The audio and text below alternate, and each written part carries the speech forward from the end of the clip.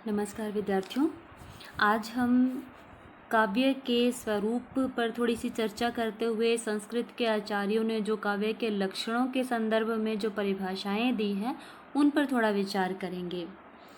तो काव्य किसे कहा गया है? संस्कृत से लेकर हिंदी और पाश्चात्य जो विद्वान हैं सभी ने, हिंदी के और पाश्चात्य विद्वानों ने सभी ने काव्य की परिभाषा देते हुए यही कहा है कि कवि का जो कर्म है वही काव्य है। और कवि को संस्कृत से लेकर आधुनिक पाश्चात्य विद्वानों तक ने स्वयंभू माना है। उन्होंने कवि को विनिर्माता माना है, सर्जक माना है, कवि को प्रजापति तक की संज्ञा दी है। इसके संदर्भ में शायद ये कहा जा सकता है कि प्राचीन काल में कवि जो होते थे वो बहुत अधिक ज्ञानी थे, मनीषी थे, विद्वान थे और ऋषि मुनि ज़्यादातर काव्य रचनाएं किया करते थे, क्योंकि गद्य का प्रचलन काफ़ी कम था। चाहे नीति और धर्म का उपदेश देना हो, चाहे इतिहास लिखना हो, चाहे ज्योतिष विद्या का ज्ञान हो, राजनीति का ज्ञान हो या अन्य कोई भी जो ज्ञान था, वो सभी पद्यबद्ध और छंदोबद्ध वाणी में ही व्यक्त किए जाते थे। और हर एक पद्यबद्ध और छंदोबद्ध रचना को काव्य कहा गया था। तो जो काव्य था वो साहित्य का ही पर्याय था। साहित्य में जो जो आते हैं, अभी हमारे यहाँ जो जो विधाएं आती हैं साहित्य की, वो पहले काव्य के अंतर्गत ही आती थी। नाटक आदि भी काव्य के ही अंतर्गत आते थे, काव्य के रूप में ही थे। तो शायद इसीलिए कवि को ऐसे जो विद्वान ऋषि मुनि, ऐसे विद्वान जो योग्य हमारे जो पुरुष थे, जो भूत भविष्य और वर्तमान तीनों को त्रिकालदर्शी थे, तीनों को देख सकते थे, शायद इसीलिए उनको स्वयंभू प्रजापति के नामों से अभिहित किया था। ये लोग ग्रह नक्षत्रों के आधार पर या अपने ज्ञान के आधार पर भविष्यवाणी भी करते थे, लोगों को ज्ञान देने का भी काम करते थे। तो एक तरह से इन्हें ईश्वर के बराबर का ही दर्जा दिया हुआ था। और इन्हीं के कर्म को जो ये रचनाएं लिखते थे, चाहे वो इतिहास से संबंधित थी या चरित काव्य थे या फिर महाकाव्य थे या वेदों की रचना, उपनिषदों की रचना, पुराणों की रचना, इन्हीं के हाथों से हुई है। शायद इसीलिए इनको एक तरह से ईश्वर का दर्जा देकर इनको स्वयंभू और प्रजापति तक का के नामों से अभिहित किया और उनके कर्म को ही काव्य कहा गया है। तो जो कवि जो थे उनका कर्म काव्य कहलाता था। और इसके अलावा काव्य जो है उस पर कौन कौन से गुण होने चाहिए, इसके संबंध में संस्कृत से लेकर आधुनिक विद्वानों तक ने और पाश्चात्य विद्वानों तक ने अपने अपने विचार व्यक्त किए हैं, इस संबंध में परिभाषाएं दी हैं, जिनमें से आज हम संस्कृत के आचार्यों के परिभाषाओं पर नज़र डालेंगे। तो संस्कृत के आचार्य काव्य के लक्षण के संबंध में क्या कहते हैं? जैसा कि मैं बता चुकी हूँ, यहाँ काव्य की जो सीमा है उसके अंदर सभी तरह की रचनाएं, राजनीति से संबंधित, विज्ञान से संबंधित, ज्योतिष से संबंधित, नीति और धर्म से संबंधित, इतिहास से संबंधित हर तरह की रचनाएं, हर तरह का साहित्य इसके अंतर्गत आता था, क्योंकि पहले पद्यबद्ध ही रचनाएं ज़्यादा होती थी। तो नाटक भी इसी श्रेणी में थे। तो यहाँ पर काव्य की परिभाषा देते हुए अलग अलग विद्वानों के क्या क्या मत रहे, हम उस पर संक्षेप में विचार करेंगे। तो सबसे पहले अग्नि पुराण में जो परिभाषा दी गई है, उसमें काव्य की जो परिभाषा दी गई है उसके आधार पर काव्य में कौन कौन से गुण होने चाहिए, आइए देखते हैं। तो अग्नि पुराण में काव्य की परिभाषा दी गई है, उसके आधार पर संक्षेपात् वाक्यम, इष्ट अर्थ, व्यवच्छिन्ना पदावली। ऐसी पदावली पदों का समूह, शब्द ही पद बन जाते हैं जब वो वाक्य में प्रयुक्त होते हैं, और पदावली पदों का समूह यानी कि वाक्य कहलाता है। तो ये वाक्य कैसा होना चाहिए? संक्षिप्त होना चाहिए। संक्षेपाद वाक्यम, इष्ट अर्थ व्यवच्छिन्ना, इष्ट अर्थ को अभिव्यक्त करने वाला होना चाहिए। यानी कि जो कवि चाहता है उसका जो इष्ट अर्थ है, यानी कि उसका जो इच्छित अर्थ है, वो जो पहुंचाना चाहता है अपने पाठकों और दर्शकों तक, वह अर्थ व्यक्त करने में उसके काव्य को सक्षम होना चाहिए। उस पदावली को जो वो इस्तेमाल करेगा उसको इस गुण में सक्षम होना चाहिए। काव्यम सफुर्द अलंकारम गुण व दोष वर्जितम, और उस वह काव्य अलंकारों से सुसज्जित होना चाहिए, अलंकार स्पष्ट होने चाहिए, उसके अंदर अलंकारों से युक्त होना चाहिए, गुण युक्त होना चाहिए और दोष उसमें नहीं होने चाहिए। अब ये गुण और दोष क्या हैं? जैसे हमारे आचार्यों ने काव्य के लक्षणों पर विचार किया है, ऐसे ही काव्य में कुछ जो गुण माने गए हैं, कुछ दोष माने गए हैं। कुछ दोष माने गए हैं, उन्हीं के विपरीत जो हैं वो गुण माने जाते हैं।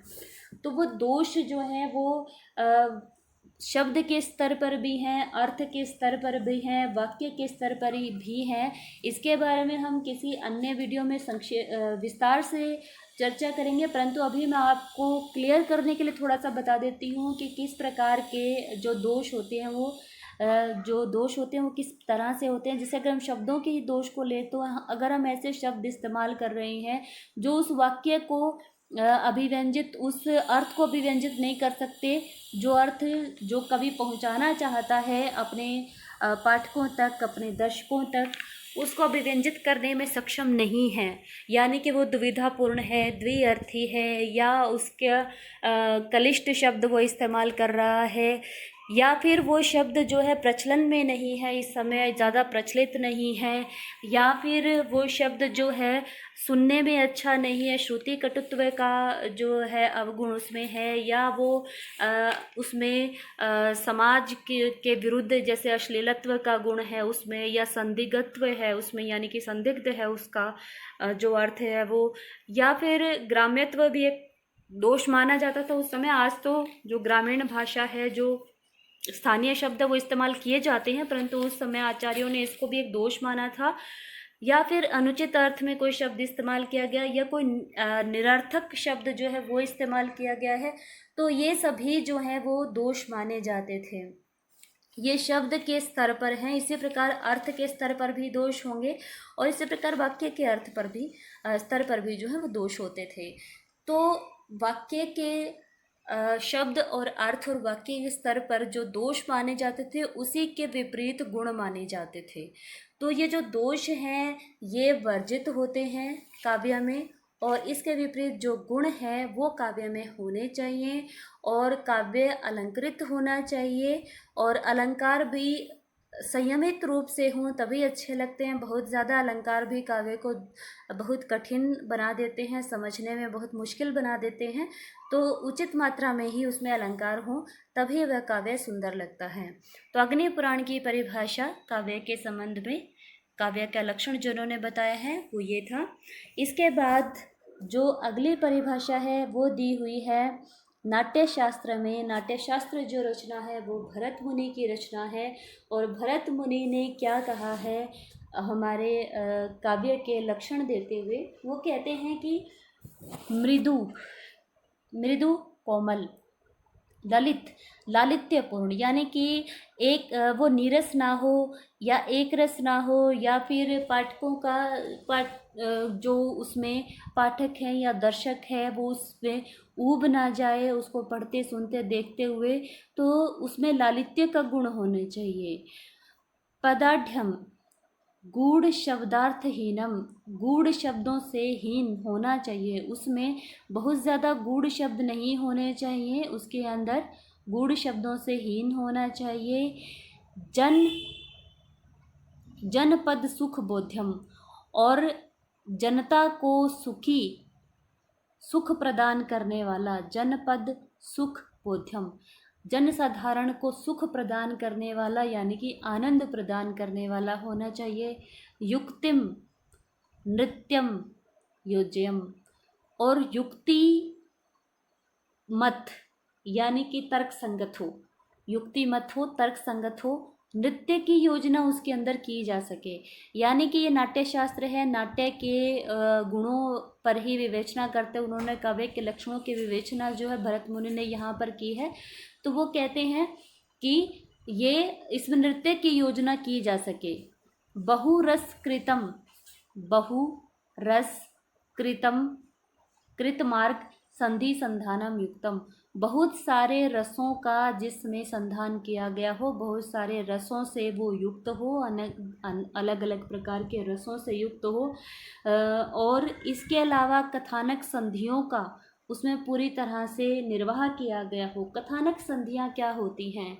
पहले जैसे काव्य दोष, काव्य लक्षण, काव्य गुण, ये सब व्यक्त किए गए। इसी तरह जो नाटक हैं उसके संबंध में अलग अलग जो नियम होते थे वो भी हमारे आचार्यों के द्वारा बताए गए हैं। तो उस नाटक में कुछ संधियाँ रखी जाती थी। ये 5 संधियाँ होती थी जो नाटक को बीजारोपण से लेकर उसके अंतिम पूर्णता तक जो है उस नाटक को पहुंचाती थी। तो इसमें पहली जैसे संधि होती थी मुख संधि, जिसमें बीजारोपण किया जाता था कहानी का, कि हमारी जो कहानी है उसका अंत ये होगा, हमने इसका बीज बो दिया। जैसे हम रामायण को ही ले लें तो हमारा जो मुख्य उद्देश्य था धर्म की स्थापना करके श्री राम को राज्य प्रदान करना था। तो श्री राम को राज्य प्रदान करना एक बीज था जो शुरुआत में रोपा गया, और उसमें कोई भी हमें व्यवधान महसूस नहीं हो रहा था कि हाँ राज्याभिषेक हो ही जाएगा, तभी उसमें रुकावट आती है। तो मुख के बाद प्रतिमुख होता है, इसमें बीज अंकुरित होता है और घटनाक्रम जो है वो आगे चलता है, और इसमें उठा पटक सारी शुरू हो जाती है। यहाँ पर अलग अलग तरह से व्यवधान आने शुरू हो जाते हैं और पाठक के मन में ये होना शुरू हो जाता है कि क्या होगा अब, क्या, जैसे हम मूवी देखते हैं तो हमें लगता है कि क्या ये जो नायक का उद्देश्य है वो उस उद्देश्य तक पहुंच पाएगा या नहीं। उसमें कई बार हमारे मन में शंका पैदा हो जाती है। तो इस तरह से घटना जो है उसको आगे बढ़ाना होता है। प्रतिमुख में तीसरा जो संधि होती है वो गर्भ संधि होती है। इसमें जो बीज है वो अंकुरित हो जाता है और उसका विस्तार होता है। उसके बाद चौथी जो संधि होती है वह अवमर्श या विमर्श होती है। इसमें नई नई रुकावटें पैदा होती हैं।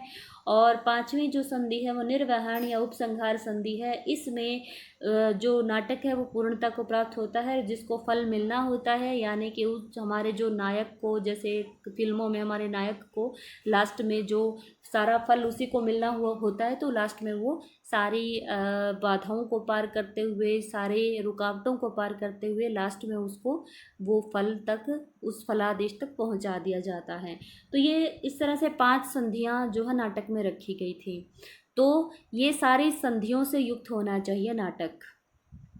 स भवति शुभ काव्यम नाटक प्रेक्षकाणाम, यानी कि प्रेक्षकाणाम यानी कि देखने वालों के लिए, जो हमारे दर्शक हैं उनके लिए वही नाटक शुभ काव्य कहलाएगा जिसमें बहुत सारे रसों की योजना की गई हो, संधियों से संधियों का संधान किया गया हो, संधियों से युक्त हो नाटक, और उसमें जो शब्द हैं, जो पद हैं वो बहुत ही कोमल हो, लालित्य प्रधान हो, गूढ़ शब्दों का इसमें इस्तेमाल नहीं किया गया हो, जो जनता के समझ में ना आए ऐसे शब्दों का इस्तेमाल ना किया गया हो, जनसाधारण को आनंद प्रदान करने वाला हो, नृत्य की योजना उसमें की गई हो, बहुत सारे रसों का संधान किया गया हो, संधियों से युक्त हो, वही शुभ काव्य होता है और नाटक देखने वाले को आनंद प्रदान करता है। इस प्रकार नाट्य शास्त्र में भरत मुनि ने काव्य के लक्षण देते हुए इसकी परिभाषा दी है। नेक्स्ट जो परिभाषा है वो है भामह की परिभाषा। भामह अलंकारवादी आचार्य थे और भामह ने कहा है कि शब्द अर्थौ का सहितौ काव्यम, यानी कि शब्द और अर्थ का सहित भाव ही काव्य है। तो यहाँ पर अगर हम सिर्फ शब्द और अर्थ ले लेते हैं कि शब्द और अर्थ दोनों का सहित भाव काव्य है, तो कोई भी साधारण से साधारण वाक्य है, उक्तियाँ हैं, तो वो सभी जो हैं वो काव्य के परिधि में आ सकती हैं, आ जाएंगी। परंतु क्योंकि भामह अलंकारवादी आचार्य थे तो अलग अलग विद्वानों का मत है कि ज़रूर शब्द और अर्थ कहने से उनका मतलब शब्द अलंकार और अर्थ अलंकार ही होगा। यानी कि उन्होंने अलंकारों को ज़्यादा इम्पोर्टेंस दिया था, तो यहाँ पर उनका शायद मतलब शब्द अलंकार और अर्थ अलंकार ही रहा होगा। और शब्द भी कोई साधारण शब्द नहीं होते, कविता के लिए उत्कृष्ट शब्दों का इस्तेमाल किया जाता है, लेकिन अर्थ अभिव्यंजित करते हो वो जो इतने कठिन भी ना हो कि उसका अर्थ जो है पाठक के समझ में ना आए। शब्द उत्कृष्ट हों पर अपने अर्थ को सही रूप में, उसी रूप में व्यंजित करते हों जिस रूप में जो कवि है वो पाठक तक पहुंचाना चाहता है उस अर्थ को। तो शब्द और अर्थ के सहित भाव को सामंजस्यपूर्ण जो उनके शब्द अर्थ को इन्होंने काव्य कहा है भामह ने। आगे रुद्रट ने परिभाषा दी है, ननु शब्दार्थौ काव्यम, निश्चय ही शब्दार्थ ही काव्य है। यही परिभाषा जो भामह की है उसी को ही उन्होंने ऐसा लगता है फिर से दोहरा दिया है आचार्य रुद्रट ने। और 9वीं शती के जो विद्वान हैं ये भी अलंकारवादी आचार्य थे, और शायद इनका भी मतलब वही रहा होगा कि शब्द और अर्थ का सहित भाव यानी कि उत्कृष्ट कोटि के शब्दालंकार और अर्थालंकारों का इस्तेमाल काव्य में होना चाहिए। शायद यही कहना चाहते हैं रुद्रट भी। तो यहाँ पर चारुतापूर्ण शब्दों पर और अर्थों पर उन्होंने जोर दिया है। तो ननु शब्दार्थो काव्यम यानी कि निश्चय ही चारुतापूर्ण शब्दार्थ ही काव्य हैं, यानी कि बहुत अधिक सोच समझ करके बहुत अधिक उत्कृष्ट शब्दों का इस्तेमाल किया गया हो जिनका अर्थ जो है वो भी उच्च कोटि का हो, ऐसा शब्दार्थ ही काव्य कहलाएगा। दंडी की परिभाषा है, शरीरम तावत इष्ट अर्थ व्यवच्छिन्ना पदावली। तो हमने जो अग्नि पुराण में जो परिभाषा देखी वैसी ही कुछ परिभाषा दंडी ने दी है। यहाँ पर काव्य शरीर की बात की गई है। काव्य शरीर यानी कि काव्य के जो बाहरी तत्व होते हैं, जैसे शरीर जो हमें दिखता है, बाहरी जो तत्व हैं जिनको हम देख सकते हैं वो शरीर कहलाता है। आत्मा वो चीज़ होती है जो हमें दिखाई नहीं देती और उसके अंदर समाहित होती है, उसकी जान होती है, प्राण होती है। तो इन्होंने काव्य शरीर की बात करते हुए कहा है कि तावत उसका इष्ट अर्थ, जो अर्थ पहुंचाना चाहता है कवि अपने पाठक तक, व्यवच्छिन्ना पदावली, उस ऐसी पदावली से युक्त होना चाहिए। यानी उन्होंने कहा है, रुद्रट ने ये दंडी ने ये कहा है कि जो काव्य रूपी शरीर है उसका इष्ट अर्थ से युक्त व्यवच्छिन्ना युक्त पदावली ही उसका शरीर है। जो काव्य है इष्ट अर्थ से युक्त पदावली ही उसका शरीर है। यानी ऐसे शब्द इस्तेमाल करने चाहिए जो अपने अभिष्ट अर्थ को पाठकों के सामने व्यक्त कर सके, तो वही काव्य कहलाता है। दंडी के बाद जो परिभाषा दी गई है वो आनंदवर्धन ने दी है, और आनंदवर्धन की परिभाषा है कि शब्दार्थ शरीरम। फिर काव्य शरीर की बात हुई है, तावत काव्यम, उस काव्य का शरीर जो है वो शब्दार्थ है। काव्य से आत्मा ध्वनि, और उस की आत्मा जो है वो ध्वनि है, क्योंकि आनंदवर्धन जो है ध्वनिवादी आचार्य रहे हैं। ध्वनि पर जिन्होंने जोर दिया है, काव्य में जो ध्वनित होता है, जो अर्थ व्यंजित होता है, उस पर उन्होंने ज़्यादा जोर दिया है। तो ये काव्य की आत्मा ध्वनि को घोषित करते हैं और शब्दार्थ को उस काव्य का शरीर बताते हैं। यानी कि बाहरी तत्व जो हैं वो शब्द और अर्थ हैं उस काव्य के, और उसकी आत्मा जो है वो ध्वनि होती है। मम्मट की परिभाषा है कि तद आदोषौ शब्दार्थौ स गुणा अव अन अलंकृति पुनः कवापि। मम्मट कह रहे हैं कि तत् आदोषौ, वह दोष से रहित, शब्दार्थौ शब्द अर्थ, सगुण गुण के सहित, अव अन अलंकृति पुनः कवापि, और कभी कभी वह अलंकृत नहीं भी होती। यानी अलंकारों की जो सत्ता है वो कवि के जो इच्छा है उस पर निर्भर है। ज़रूरी नहीं कि उसमें अलंकार हो भी सकते और नहीं भी हो सकते। मम्मट ने ऐसा कहा है कि दोष रहित हो रचना दोष रहित हो, उच्च कोटि के शब्दार्थ उसमें इस्तेमाल किए गए हों, और गुण सहित हो वो रचना, और कभी कभी अलंकारों से रहित भी वो हो सकती है। यही वही रचना जो है वो काव्य कहलाती है। उसके बाद विश्वनाथ की परिभाषा है वाक्यम रसात्मकम काव्यम। रसात्मक वाक्य ही काव्य है, यानी कि रस जो है वो काव्य का वह गुण है जो पाठक में आनंद का संचार करता है, जो काव्य के सबसे महत्वपूर्ण तत्व है। और काव्य में जो रस होगा, क्योंकि हमने पहले भी पढ़ा कि रसात्मक वाक्य जो है वही काव्य होता है, वरना शुष्क और नीरस तो बातें हो सकती हैं, भाषण हो सकता है, उपदेश हो सकता है। जब तक वाक्य में रस नहीं होगा तब तक उसमें काव्यत्व का गुण नहीं होगा। तो विश्वनाथ ने कहा है कि जो वाक्य है उसका सबसे बड़ा गुण है उसकी रसात्मकता। तो उसमें आनंद प्रदान करने की क्षमता होनी चाहिए। कवि द्वारा जो भाव व्यक्त किए जाते हैं उसमें सहृदयों को आनंद आना चाहिए, आनंद प्रदान करने की क्षमता होनी चाहिए।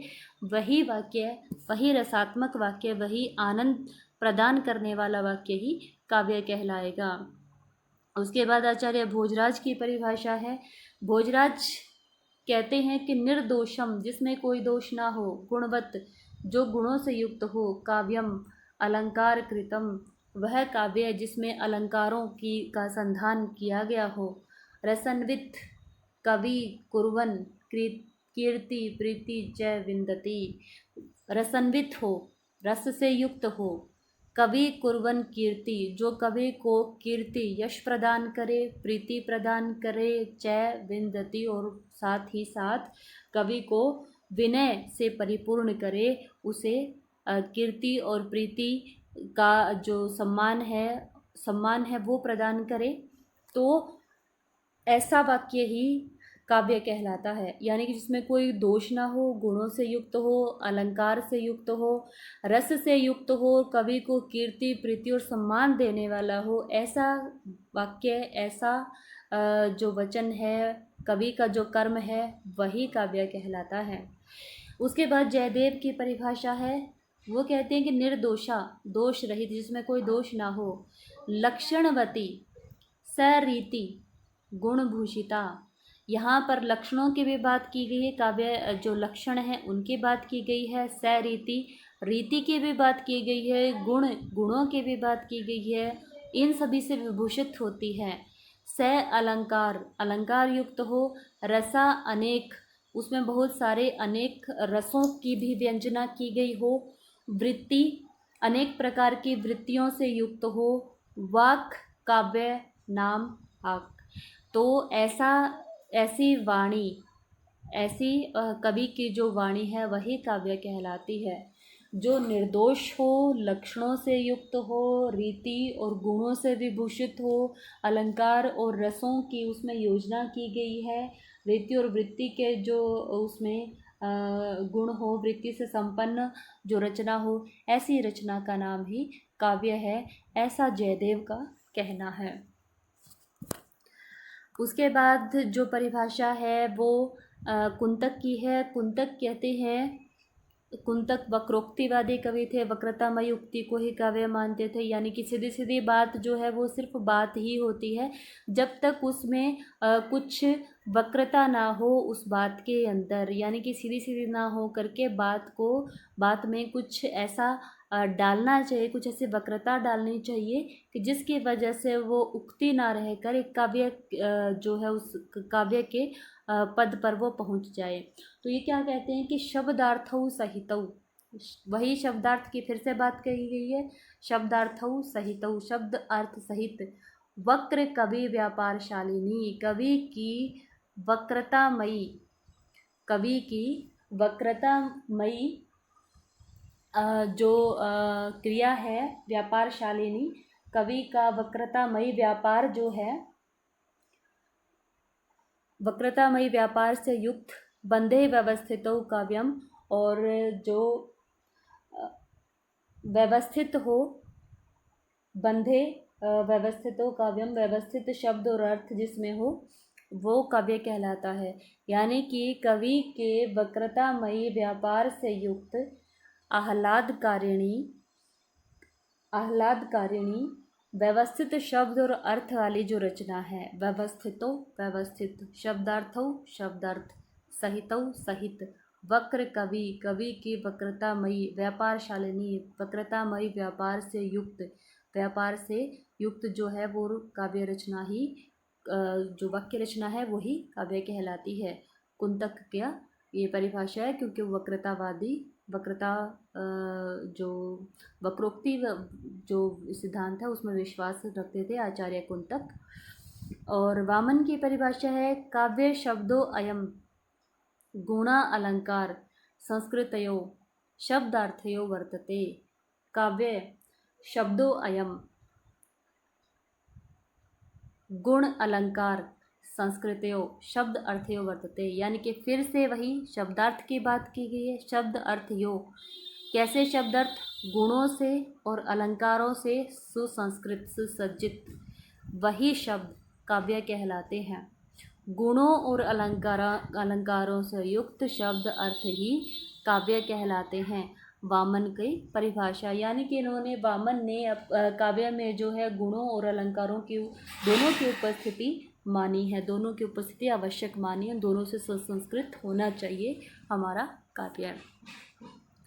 उसके बाद है हेमचंद्र की परिभाषा। हेमचंद्र कहते हैं आदोषौ, जिसमें कोई दोष ना हो, स गुणों, जो गुणों से युक्त हो, स अलंकारो, अलंकारों से युक्त हो, च शब्दार्थो, वह शब्दार्थ ही काव्य है। जिसमें कोई दोष ना हो, गुण हो, स अलंकारो, अलंकार भी होने चाहिए उसके अंदर, वो उच्च कोटि के शब्दार्थ ही काव्य हैं, हेमचंद्र का कहना है। पंडित राज जगन्नाथ ने कहा है कि रमणीय अर्थ प्रतिपादक शब्द है काव्यम। रमणीय अर्थ का प्रतिपादन करने वाले, यानी कि ऐसा अर्थ अभिव्यक्त करे कि जिससे जो हमारा श्रोता है वो विभूत हो सके, रस में डूब सके, आनंद प्रदान कर सके, वही शब्द ही काव्य है। वास्तव में ऐसा कहकर उन्होंने रस की महत्ता को स्वीकार किया है पंडित राज जगन्नाथ जी ने, कि ऐसा वाक्य होना चाहिए जो रमणीय अर्थ से युक्त हो और हमारे सहृदय को आनंद प्रदान कर सके, ऐसा ही शब्द समूह जो है वो काव्य कहलाएगा। तो इस प्रकार ये जो परिभाषाएं थी हमारे संस्कृत के आचार्यों की, जिन पर हमने विचार किया, और उसके बाद हमारा निचोड़ ये निकलता है कि सभी ने शब्दार्थों पर जोर दिया है कि शब्द और अर्थ का सभी ने माना है कि ये बहुत इम्पोर्टेंट है, बहुत आवश्यक है, लेकिन शब्द अर्थ को अच्छे से अभिव्यंजित नहीं किया है। तो शब्द अर्थ, शायद ये शब्द और अर्थ जो गुण और दोषों के अंतर्गत जो बताए गए हैं, कि शब्द और अर्थ के संबंध में जो दोष बताए गए हैं उसके विपरीत जो गुण होते हैं, शायद ये शब्द अर्थ में उन्हीं गुणों की चर्चा करते हैं कि शब्द के स्तर पर वो गुण होने चाहिए और अर्थ के स्तर पर वो गुण होने चाहिए, जो उसको काव्य के जो चरम तक पहुंचाते हैं, कि श्रेष्ठ शब्द होने चाहिए, अच्छी तरह अपने भावों को अभिव्यंजित करने वाले होने चाहिए, उनका वही अर्थ होना चाहिए जो कवि समझाना चाहता है। शब्द निष्कृष्ट नहीं होने चाहिए, द्व्यर्थी नहीं होने चाहिए। तो शायद ये उन्होंने बहुत संक्षेप में परिभाषा दी है, लेकिन ये परिभाषा बहुत गूढ़ है। दूसरा, ज़्यादातर जो है शब्द अर्थ के बाद जो जोर दिया है वो अलंकारों पर दिया है, लेकिन सभी ने अलंकारों पर जोर नहीं दिया है। कुछ एक ने अलंकार की सत्ता जो है कवि के ऊपर छोड़ दी है कि अलंकार हो भी सकते हैं और नहीं भी हो सकते हैं। इसके अलावा जो बार बार आया है वो चर्चा हुई है गुण और दोषों की। तो दोष जो है वो नहीं होने चाहिए और गुण से युक्त होना चाहिए जो काव्य है वो। और उसके बाद जो काव्य का परम तत्व है, ये मान सकते हैं कि हम ज़्यादातर शब्द अर्थ अलंकार आदि जो हैं ये काव्य के शरीर माने जा सकते हैं, बाहरी तत्व माने जा सकते हैं। जो आंतरिक तत्व है, जो रस है, उसकी भी बात की है आचार्यों के द्वारा की गई है, जैसे विश्वनाथ, पंडित राज जगन्नाथ। तो रस वही चीज़ जो आनंद देता है, वही उसके अंदर जो नीरस जो उक्ति है वो तो सिर्फ एक वाक्य ही, एक नीरस वाक्य ही कहलाएगा, एक बात, एक वार्ता ही कहलाएगी। अगर उसके अंदर रस है तो वही वो शब्द, वही वो चीज़ है जो पाठक को, जो सहृदय को आनंद की भावभूमि पर पहुंचाती है। तो वही उस जो रस है वही काव्य का वह गुण है जो उसे काव्य के पद तक पहुंचाता है, जो उसे काव्य के चरम तक पहुंचाता है, जिसकी वजह से हम उसे काव्य कह सकते हैं। वही पाठक को, हमारे सहृदय को आनंद की अवस्था तक पहुंचाता है। तो रस जो है वो काव्य में होना बहुत ज़रूरी है। तो रसात्मक होना चाहिए काव्य, गुण सहित होना चाहिए, दोष रहित होना चाहिए, उत्कृष्ट कोटि के शब्दार्थ होने चाहिए और अलंकार हो भी सकते हैं, नहीं भी हो सकते, और हों तो उचित मात्रा में ही हों। बहुत ज़्यादा अलंकारों का इस्तेमाल भी काव्य को बोझिल बना देता है, दुरूह बना देता है, समझने में कठिन बना देता है। तो ये सारी परिभाषाएं जो है हमारे आदिकालीन जो हमारे संस्कृत के आचार्य हैं उनके द्वारा दी गई हैं। और फिर मैं आपको एक बार फिर बता देती हूँ कि ये काव्य की परिधि में वहाँ सिर्फ कविताएं ही नहीं थी, वहाँ हर तरह की रचनाएं काव्य की परिधि में ही आती थी, चाहे वो राजनीति से संबंधित, चाहे इतिहास से संबंधित, चाहे धर्म से संबंधित, हर तरह की रचनाएं काव्य की परिधि में। नाटक भी उस समय काव्य की परिधि में ही आते थे, क्योंकि गद्य का प्रचलन काफ़ी कम था। तो इसी आधार पर उन्होंने काव्य की परिभाषाएं जो है वो देने की कोशिश की है, और बहुत अच्छी कोशिश की है। तो उम्मीद है आपको ये टॉपिक समझ में आया होगा। फिर भी यदि आपको कोई शंका है तो आप बेशक बिना किसी संकोच के पूछ सकते हैं, आपकी हर समस्या का समाधान किया जाएगा। इसी उम्मीद के साथ कि आपको ये टॉपिक समझ में आया होगा, हम फिर मिलेंगे अगले जो टॉपिक के साथ, अगले विषय के साथ। तब तक के लिए नमस्कार।